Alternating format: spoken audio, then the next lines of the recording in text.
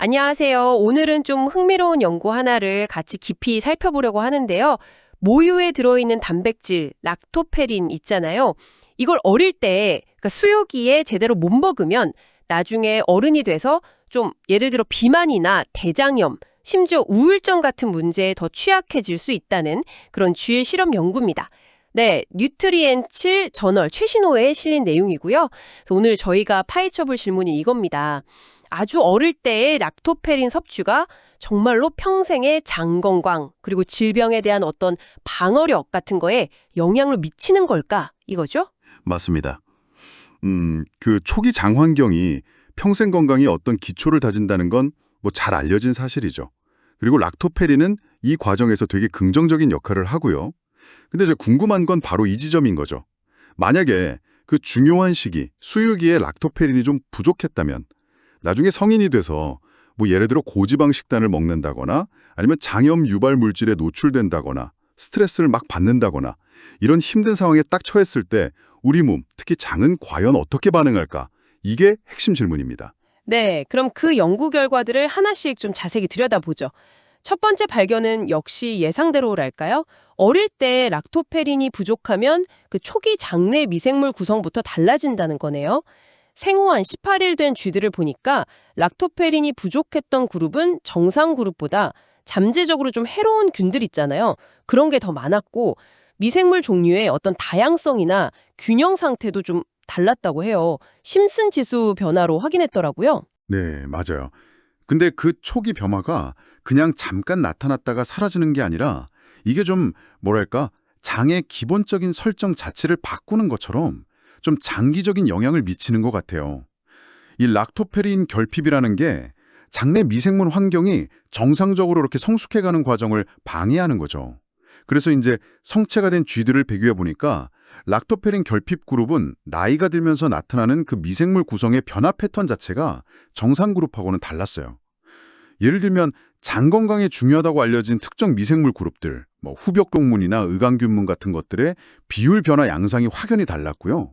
또 그 버그베이스 분석이라고 예측 분석을 해봤는데 거기서도 뭐 그람 음성세균 비율이라든지 생물막 형성 능력 같은 잠재적으로 염증과 관련될 수 있는 그런 기능적인 차이도 나타났습니다. 아, 그러니까 어릴 때 락토페린이 부족하면 장의 어떤 기초공사 단계부터 좀 부실하게 돼서 나중에 커서도 그 영향이 계속 남는다, 뭐 이런 이야기로 들리네요. 네, 뭐 그런 비유가 충분히 가능할 것 같습니다. 그리고 이게 실제 어떤 질병 상황에서는 더 확 두드러지게 나타났어요. 네, 바로 그 부분이 저도 정말 궁금했습니다. 그 질병 모델들 있잖아요. 고지방식이 그러니까 비만 모델, 또 화학물질로 유도한 대장염 모델, 그리고 만성 스트레스를 준 우울증 모델. 이런 상황에서 락토페린이 부족했던 쥐들은 어땠습니까? 결론부터 말씀드리면 세 가지 모델 전부 다에서 락토페린 결핍은 장내 미생물 불균형, 그러니까 우리가 흔히 말하는 디스바이오시스 상태를 더 심각하게 만들었습니다. 예를 들어 비만 모델, 그 고지방 식이 HFT를 보면요. 락토페린 결핍쥐한테 고지방 식단을 먹였더니 정상쥐, 그러니까 락토페린을 잘 먹고 자란 쥐한테 고지방 식단을 먹인 경우보다 장내 미생물 균형이 훨씬 더 나빠졌어요. 뭐 다양성 지수 같은 것도 확 떨어졌고요. 그리고 혈액 속에 나쁜 콜레스테롤 있잖아요. LDL이나 VLDL 수치도 더 높게 나타났습니다. 아, 단순히 살만 더 찌는 게 아니라 장 환경 자체랑 혈액 지표까지 더 안 좋아진 거군요. 그럼 대장염 모델은 어땠어요? 대장염 DSS 모델에서도 비슷했습니다. 락토페린 결핍쥐는 염증 증상이 더 심했고요. 이건 이전 연구에서도 나왔던 결과인데 이번 연구에서는 장내 미생물 균형도 더 크게 무너지는 걸 확인했어요. 미생물 다양성이 확연히 낮아졌죠. 특히 좀 흥미로웠던 점은 그 락토페린 결핍이 아커만시아 같은 균들, 평소에는 장 건강에 도움을 준다고 알려진 이런 세균들이 장염 유발 자극에 반응하는 방식 자체를 좀 이상하게 바꿔버린다는 거예요. 제대로 방어 기제가 작동하지 못하게 만드는 거죠. 그렇군요. 그럼 스트레스 모델은요? 보통 장이랑 뇌는 연결되어 있다고들 하잖아요. 영향이 있었나요? 네, 맞습니다. 스트레스를 준 우울증 모델에서도요. 락토페린 결핍쥐들은 정상쥐들하고 비교했을 때 장내 세균 구성에서 뚜렷한 차이를 보였습니다. 특히 스트레스 상황에서 어떤 특정 미생물, 예를 들면 뮤시스피릴럼 같은 것들이 유독 락토페린 결핍직 그룹에서만 특이적으로 증가하는 패턴을 보였거든요. 이게 뭘 의미하냐면 결국 초기 락토페린 결핍이 나중에 스트레스에 반응하는 방식, 그와 관련된 장내 환경에도 영향을 줄 수 있다는 걸 시사하는 거죠. 와, 이걸 종합해보면 결국 초기에 락토페린이 부족했던 경험이 있는 쥐는 나중에 어떤 종류의 건강 문제, 그게 비만이든 염증이든 스트레스든 이런 문제에 부딪혔을 때 장 시스템 자체가 더 쉽게 흔들리고 또 회복하기도 더 어려워진다. 뭐 이렇게 요약할 수 있겠네요. 정확합니다. 딱 맞는 말씀이세요.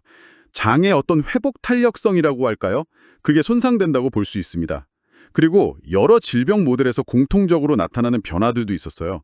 예를 들면 염증이나 산화 스트레스와 관련이 있다고 알려진 특정 세균들, 알리스티페스 같은 것들은 비만 모델하고 대장염 모델 모두에서 증가하는 경향을 보였거든요. 근데 락토페린 결핍은 이런 공통적인 반응 패턴에도 영향을 미치는 것으로 나타났습니다. 비록 그 공통 변화 세균 수는 줄어드는 것처럼 보였지만 전체적인 영향은 분명히 해로웠어요. 그리고 또 한 가지 주목할 만한 점은요. 이 질병 모델들, 그러니까 HFD나 DSS 모델에서 나타난 많은 미생물 변화들이 정상적인 장이 발달하고 성숙해가는 과정에서 보이는 변화와는 정반대 방향이었다는 거예요. 이건 질병이라는 상태가 장의 어떤 건강한 발달 경로를 어떻게 방해하고 교란하는지를 좀 명확하게 보여주는 대목이라고 할 수 있죠. 자, 그럼 이 모든 연구 결과들이 지금 듣고 계신 여러분께는 어떤 의미를 가질까요? 이 쥐 실험 결과는 결국 아주 어릴 때의 영양 상태, 특히 락토페린 같은 어떤 특정 성분이 우리 장내 미생물 환경의 초기 설정을 좌우할 수 있다는 거고요. 그리고 이게 단순히 어릴 때뿐만 아니라 평생에 걸쳐서 비만이나 염증성 장질환, 어쩌면 우울증 같은 정신건강 문제에 대한 민감성에까지 영향을 미칠 수 있다는 상당히 강력한 증거를 보여주는 것 같습니다. 네, 핵심은 그거죠. 초기 생애의 어떤 경험이나 요인이 장의 회복 능력에 미치는 장기적인 프로그래밍 효과랄까요? 그런 가능성입니다. 이 연구는 락토페린 결핍이 단순히 일시적인 불균형을 일으키는 걸 넘어서서 우리 장내 미생물 세계가 발달하고 또 미래의 여러 가지 도전들, 질병이나 스트레스 같은 것들에 대처하는 방식 자체를 근본적으로 바꿀 수 있다는 그런 가능성을 좀 열어준다고 생각합니다. 네. 마지막으로 이런 질문을 한번 던져보면서 마무리할까 합니다. 우리 생애 정말 첫 순간의 장 건강이 이렇게나 중요하고 또 락토페린 같은 특정 영양소에 의해서 큰 영향을 받을 수 있다면 우리는 과연 단순히 아기의 즉각적인 건강만을 생각할 게 아니라 평생의 웰빙 그리고 잠재적으로 만성질환을 예방하기 위해서라도 이 결정적인 시기를 어떻게 더 잘 지원하고 관리할 수 있을까요? 한 번쯤 고민해 볼 문제인 것 같습니다.